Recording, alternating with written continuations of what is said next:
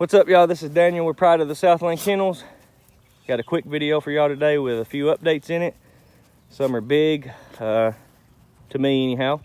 So with that being said, we'll just jump right on in it. Emery has been moved to the whelping house.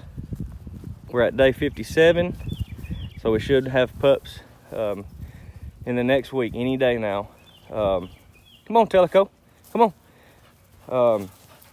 With that being said, I'm looking to keep something out of this litter, but I'm gonna have to do some testing on it, trait testing as well as health testing. Reason being is we have some HUU, or these pups could come out being HUU carriers. Some of them, none of them, all of them. We don't know until we test. Reason for that is, you know, the parents or parent, and I'm not going to go into details of where that comes from and what kennel.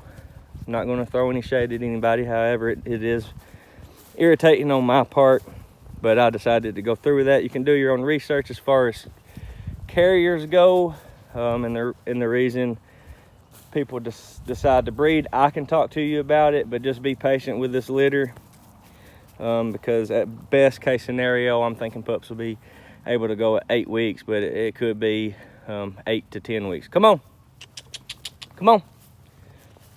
So with that being said, we're looking to keep the tradition alive and continue doing what we was doing before. Anybody that's kept up with the channel knows and can tell that there's no farm or no farm animals or livestock out here, and that's really what I want to get back to. With that being said, I have dogs that just don't fit that bill, and Percy's one of them. Percy's the little black dog, high-strung, high-energy dog. I'm looking to rehome her. I got a guy that's supposed to let me know something by Sunday. I'm not going to let anybody jump him because he's reached out to me in the past about her. But it just got to the point with her that I felt like I was doing for her and she wasn't doing for me. I want a dog to do something for me versus me continuously doing something for them. And this is her. She's a good dog. She loves being around people. No issues there. She loves playing with other dogs, but she does need a lot of energy or exercise, excuse me, to get all that energy out of her. And you know, I've worked her for I don't know, I've worked her in total, you know, an hour and a half on some days, and it just it does do the job and wears her out, but she's ready to go again pretty quick. So that's Emery. We're gonna see how everything goes with this litter. Hopefully we can keep something, and I believe we're going to part ways with Roan too. Now Roan is the closest thing as far as temperament and behavior as the dogs that I've produced. He's the closest thing that I've bought to the dogs that I've produced as far as the way they behave goes. Come on, y'all, come on. You know, and I really wanted to try real hard to incorporate Alan's and Don's dogs in this farm line, and I just got to where there was too many dogs out here, too many animals. The dogs were the animals, the goats, you know, and stuff was up here on this hillside. As you can see, we're right here in the dog yard, so they're not too far from each other, and it just caused a whole lot of stress on the yard. That's my fault. You know, I set the dogs up to fail, and that's on me. But what we're gonna do is we're gonna keep 4 dogs here. They're gonna be worked. Another big update for me is I got a partner now. This is somebody, I'm 34 years old, or be 34 this year, and I've known him for 30 years. We started off picking up dogs together back in 2005, and he's got a dog of mine right now. That's my bloodline. Excuse me, it's his dog, but he's got my bloodline, or a dog that come from a breeding of mine, I should say, on his property. He's gonna house another dog out of Teleco and Iris. That's our next breeding, and he may hold on to one more. So he'll be maxed out at 3 dogs, I believe, and I'll be maxed out at 4. Unless I do 4 dogs and everything goes really well with them, and I might hold on to another one, but 4 is what I'm looking at. No more than 5.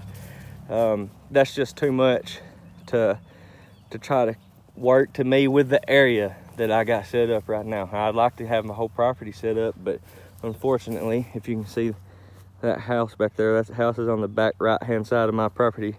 They're assholes. I've had problems with their livestock coming over here and their dogs, and they felt like they had access to all the land out here in the community and didn't like when I told them to keep their animals over there, so they threatened to shoot anything of mine, and that's fine. I told them go ahead and do it and I'll shoot yours too, but I'm just not gonna go that route back there right now. So with this front 3 acres, there's 5 acres back there that I could use, but I can't. So for right now, I'm not looking to add on anything. I got about 1 acre in this yard, and then I got another 1/4 acre fenced in up on the hill, roughly 1 acre and 1/4. So we're gonna get back to getting some chickens out here. First and foremost, I want these new pups to be raised right around farm animals as soon as they're able to walk. We're gonna start raising puppies different. And I'm not really gonna do nothing to this setup, but we're gonna get goats again. And all the dogs are using the bathroom. I can't film nothing right now. Goats, and possibly we're gonna raise some hogs again. Well, not possibly. I want to. We'll see how it goes. I'm gonna take my time doing this though. I'm not gonna rush into it. Last time I had 14 dogs, 50 something chickens, and we was hatching chicks and incubating them, or incubating eggs and hatching chicks. We had about 25 goats, a couple hogs. It just didn't work out, so we're gonna take it slow, and I'm gonna get back to what I started. You know, these dogs have went about 3 months without any work, and I can tell the difference in them. They really want to do it, and I'm not saying it's tough work. I think it's an accomplishment to get an American Bulldog to do it. But these black dogs, the dogs that have that cross in them, I'm not talking about any black dog, because Nealon doesn't have that cross in him, and I'm trying to get out of my own shadow. They're good dogs. They're just not utility dogs. They're bred for 2 things. What I've seen them excel at is being a catch dog and being a protection dog. And I just don't do any type of that work. Like I said, Roan is the closest thing as far as the way he acts to what I've produced. And that's why I want to keep a pup off of him. And his pup will be off of, if we keep something, it'll be off of Nealon's daughter. So that would give us, you know, a little bit more room to breed. But if it don't work, and I don't want to do that, I don't want to continue to do the health testing, and that kind of gives away what I was talking about earlier, and that's no disrespect to anybody. I just don't want to deal with it. Healthy. Nealon ain't up here. Healthy. She's healthy. She just don't work out for me. But that's the route we're going. You know, when you get a dog from us, you're gonna get a dog in the future. What we're gonna do is we're gonna work, and they're gonna be a farm dog. They're gonna be a family companion and utility farm dog, and I'm not straying from that. I enjoy it, the dogs enjoy it, and that's something to keep that tradition alive, and that's what we're gonna do. These dogs love me. The ones all of them do, I hope anyhow, but I know that these 2 and Nealon right here, them dogs love me and I love them, and that's just all there is to say about that. She actually went toe-to-toe with 2 dogs to save me. While one of them was latched onto my arm, she came and got that dog off of me. Teleco don't let nobody roam around. He's been out here with the goats too. He does well with the chickens. So does Iris with goats and chickens. I'm not gonna get wrapped up in getting a dog, quote unquote, from the source if the source don't breed the way I want my dogs, and that's fine. Every man and kennel has their own vision, and that's fine. But I just can't utilize them dogs in my program if they don't act the way that I want them to act. As you can see out here, there ain't no shade. I do know that the black dogs get hotter, temperature-wise, and they're just not going to work out for me, I don't believe. Now, I'm gonna say this, like I said it before. We got to do some waiting and get this litter took care of and stuff before we can rehome Roan. But Percy, she's ready to go. If that guy lets me know in the next couple of days he wants her, then she'll be going to her new home. If not, anybody interested, let me know. But I'm not going to let you jump that guy. I try to be fair. Roan will be the same way. But like I said last time, I got money in these dogs. Them are some of the most expensive bulldogs I've bought. I'm not going to give them away. They're good dogs. They're just not, I don't want anybody to think that. Roan's a HUU carrier. I'll just go out and say it. He's still a healthy dog. You need to do your own research on that, and I can help you as well. You know, I had consultations with my vet and Embark's vets, and weighed out the pros and the cons of using a carrier. And there's, you know, and if you, I'll go ahead and give you a little tidbit of it. If we culled all the carriers of any condition, if they're just carriers, and we culled them, then we would end up with such a small gene pool that we could potentially and probably introduce new conditions and diseases. So that's the reason for it, one of the main reasons. And as far as that goes, a carrier dog is not affected by it. They're a healthy dog. That's just what it is. They're healthy. They're just a carrier. They don't have that condition. So that's why I chose, I was going to use Roan anyhow, but him and Emery hooked up a little bit sooner than what I wanted. And they did it. It was my fault, but I continued on with that breeding because I knew I only wanted to do it one time because of that situation. There you go again. There's yet another nice shot at Percy. So pup's coming soon. Give me time on health testing. This will be the one and only time that we have to health test a litter, because once I move the dogs I want to move, I don't have to worry about that no more. That's knock on wood, you know, according to these tests. Pup's coming. These dogs are going to be looking for homes soon. Approved homes only. Goes without saying. Kennel partner that I'm excited about, his name's Benny. He lives here local. The only bad thing about him is he's a damn Georgia Bulldog fan, but at least he likes some kind of bulldog. We're going to show him what real bulldogs are, though. He knows what they are. I'm just giving him a hard time because I know he'll probably watch this video.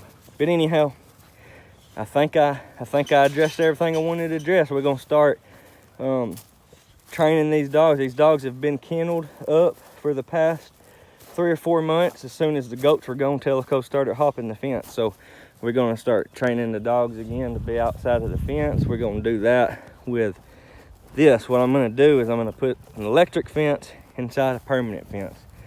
This electric fence failed me last time because the battery died on me. So it's just, you know, it's just this nylon or whatever you want to call it wire that's not very good for a goat. So the dog's got to be retrained. Then when we introduce the goats will have to be trained. Every animal out here has to be trained. If I do it the way I want it, everything will be inside this fence. And my dogs will be inside these fence with chickens, goats. I don't know about pigs. These dogs know the difference in a chicken, a goat, and a pig. They know that a pig is to be caught. I don't know if that's because I, let them see the pigs several times and they never had access. So whenever a pig got out, they had been kind of teased and frustrated about it for so long. They just wasn't even asking me no questions. They just wanted to go catch the pigs. So doubt the pigs will be in here, but for sure goats and chickens. Garden will be over here in the old pig pen. That's why I put the pig pen there. My old garden was bigger than that, but the pigs did some good fertilizing on that and whatnot, and we're going to utilize that and build a different type of pig pen. And we're just going to take it slow. So this year is going to be rebuilding year for the farm, but we're going to go at it slow. I'm not going to throw a ton of money at it like I used to. Luckily, I know some people that deal with goats and deal with chickens, and hopefully I can get a good deal, because I don't want a whole lot. I just want enough chickens for eggs. I want enough goats to get in here and give me a few kid goats every year, try to pay for themselves. And we'll probably, after this Teleco and Irish breeding, which I'm very, very excited about, after that breeding, it's going to be a while for Pride of the Southland Kennels puts out another litter. And the route we're going, if everything works out and we get a good group of dogs, I already know I got 3 good dogs, so I'm looking for a good dog out of this litter, and we're going to be looking for a good dog out of Tellico and Iris's litter. If we get a good group of dogs, we're only going to breed when necessary. Probably do it once a year, but what I'm looking for is people, like-minded people, to buy a dog.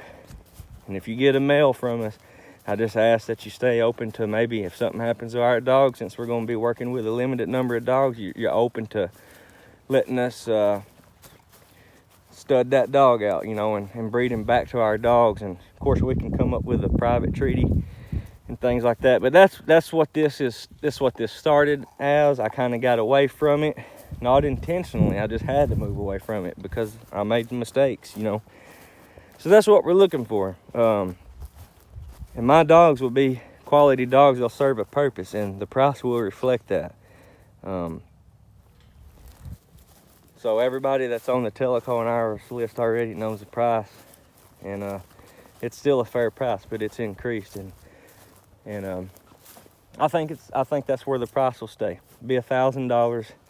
You know, that's a fair price for a good, healthy bulldog that acts the way I feel like they should act. And if you're like-minded and you'll agree, you'll know the value of that dog. So anyhow, this video was a lot longer than I wanted it to be, but there's the update to let everybody know what's going on. So this is Daniel with Pride of the Southland Kennels. Thank y'all for watching.